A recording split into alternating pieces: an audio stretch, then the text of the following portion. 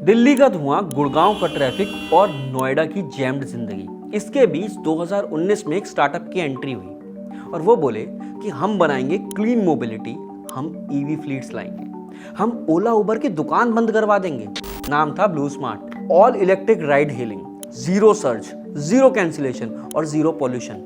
Paper पे एकदम perfect था, रियलिटी में परफेक्ट स्टॉर्म था भाई। फ्लीट्स खरीदी, चार्जिंग हब्स बनाए, पीआर किया, फंडिंग उठाई, पर फिर कैपिटल बंद हुआ, गवर्नेंस इशू हुए, सेबी का डंडा हुआ और सबने मिलकर स्टार्टअप को ब्लू से ब्लैक एंड व्हाइट बना दिया। चलो कहानी शुरू करते हैं। 2018-19 का टाइम याद है? एयर पॉल्यूशन पे ब्रेकिंग न्यूज होती थी रोज, आज भी है। ट्रैफिक जाम होता था डेली, आज भी है। और ओला उबर वाले जो कैंसिलेशंस के संस्कार सिखा रहे थे, यानी राइड कैंसिल। पहले पूछते थे आप किधर जा रहे हो और फिर राइड कैंसिल। तो पब्लिक परेशान थी। फाउंडर्स ने सोचा बस प्रॉब्लम तो क्लियर है, पॉल्यूशन और अनरिलायबल कैब्स का, दोनों का एक ही साथ सॉल्यूशन का मौका मिल गया। उन्होंने ईवीज ऑलरेडी किसी और प्लेटफॉर्म पे चलाई हुई थी, तो सोचा कि खुद फ्लीट ओन करेंगे, चार्जिंग भी आपका, ड्राइवर भी आपका, क्वालिटी भी 100% कंट्रोल रहेगी। तो उन्होंने मिशन लिख दिया, smart mobility, safe drives, clean future और सबसे इंपॉर्टेंट सर्ज प्राइसिंग का बैंड बजेगा। आइडिया बहुत अच्छा था, मस्त एकदम, पर एग्जीक्यूशन हैवी था। दिसंबर 2019 में ब्लू स्मार्ट बोलता है, भाई हम एग्रीगेटर नहीं, हम फुल स्टैक ईवी कंपनी है। इसका मतलब कार उनकी, चार्जिंग हब उनका, ड्राइवर उनका और प्राइसिंग उनकी। कस्टमर को तो बेनिफिट ही था, शेड्यूल्ड राइड्स मिलेंगी, क्लीन ईवीज रहेंगी, no surge, no cancellation drama. लेकिन एक बात याद रखना, जब आप खुद गाड़ियां खरीद रहे हो और चार्जिंग स्टेशंस भी बना रहे हो, तो बेसिकली ओला उबर नहीं, आप टाटा पावर और मेरू कैब्स का हाइब्रिड बना रहे हो। मतलब कैपिटल बंद होना गारंटेड था। ब्लू स्मार्ट ने टाटा और एमजी से हजारों ईवीज उठाई, चार्जिंग हब्स बनाए, जिनको सुपर हब बोल करके ब्रांडिंग कर दी। फ्यूचर प्लान ये था कि चार्जिंग थर्ड पार्टी को भी दे देंगे, दूसरे ईवी फ्लीट्स भी आएंगे जो चार्ज हो जाएंगे। दुबई तक एंट्री मार ली इन्होंने, इलेक्ट्रिक लिमोजिन स्टाइल में। सब मस्त चल रहा था ऊपर से। 2019 से 23 तक ब्लू स्मार्ट ने angels, pre series A, series A सब मिला के रफली $200 मिलियन जैसे रेस किया। बीपी वेंचर्स जैसी कंपनीज भी आ गई। 2023-24 तक फ्लीट 6000 से ज्यादा ईवीज की हो गई और चार्जिंग हब डजन्स में। दिल्ली एनसीआर में ईवी टैक्सी का लीडर बन गए थे, बैंगलोर भी कैप्चर कर रहे थे और रिवेन्यू रन रेट 1000 करोड़ के हिसाब से भाग रहा था। इन्वेस्टर्स खुश थे, फंडर्स हैप्पी थे, ईवी इकोसिस्टम भी बोले कि चैंपियन आ गया बॉस। पर धंधा still on capital, still dependent on cash inflow, यानी building a fleet plus building charging infrastructure, यानी डबल ईएमआई लाइफ। कस्टमर के लिए जो ड्रीम था वो इनको स्ट्रेंथ लगी। गाड़ी तुम्हारी यानी कैंसिलेशन नहीं, ड्राइवर तुम्हारा यानी बिहेवियर कंट्रोल रहेगा, प्राइसिंग तुम्हारी तो सर्ज नहीं, और ईवी तुम्हारी तो मेंटेनेंस प्रेडिक्टेबल बन जाती है। पर जब स्ट्रेंथ ही वीकनेस बन गई तो क्या करेगा कोई? गाड़ी तुम्हारी तो ईएमआई तुम्हारी ना, ड्राइवर तुम्हारा तो सैलरी भी तुम्हारी, और चार्जिंग हब अगर तुम्हारा है तो कैपिटल एक्सपेंडिचर भी तो तुम्हारा ही रहेगा।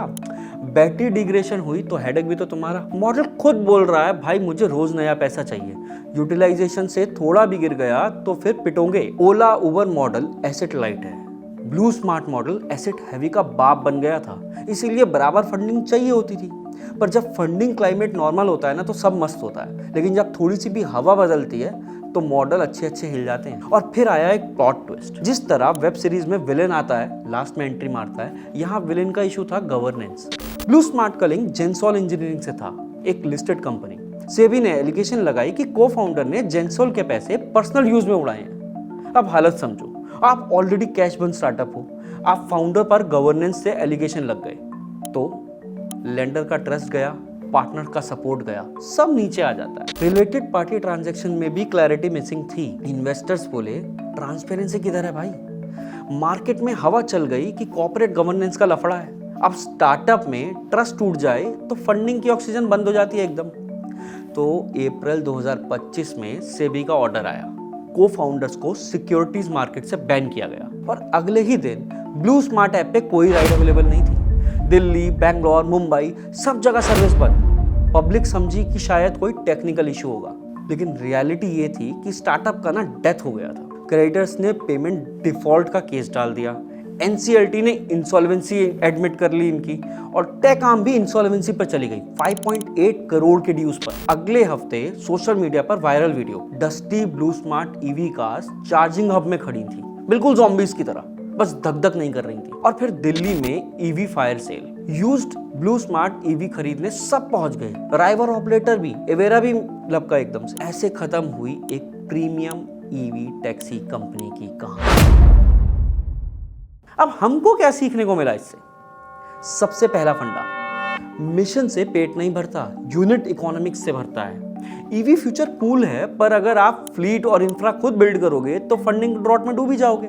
दूसरा फंडा, गवर्नेंस कोई ऑप्शनल सब्जेक्ट नहीं है बॉस। सेबी का नाम आते ही स्टार्टअप का आईसीयू शुरू हो जाता है और clean audit, clean books, related party का ट्रांसपेरेंसी सब मैंडेटरी है और करना पड़ता है। तीसरा फंडा, स्केलिंग तब करो जब तुम स्टेबल हो, यानी जब तुम्हारा मॉडल स्टेबल हो तब स्केलिंग पे जाओ।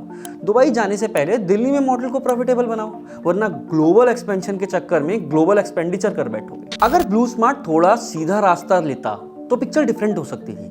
जैसे एसेट लाइट मॉडल चूज करते, जिसमें गाड़ी का रिस्क ड्राइवर या पार्टनर लेते, चार्जिंग हब्स को पहले से ही रेवेन्यू सेंटर बना लेते, राइड्स के अलावा चार्जिंग भी बिकता, और गवर्नेंस का स्ट्रिक्ट वॉल रखना होता बिटवीन जेनसॉल और ब्लू स्मार्ट। इंडिपेंडेंट बोर्ड होती, कैपिटल रनवे सेफ होता, शायद स्टोरी डिफरेंट होती या शायद नहीं भी, लेकिन डेफिनेटली टाइम ज्यादा मिल जाता।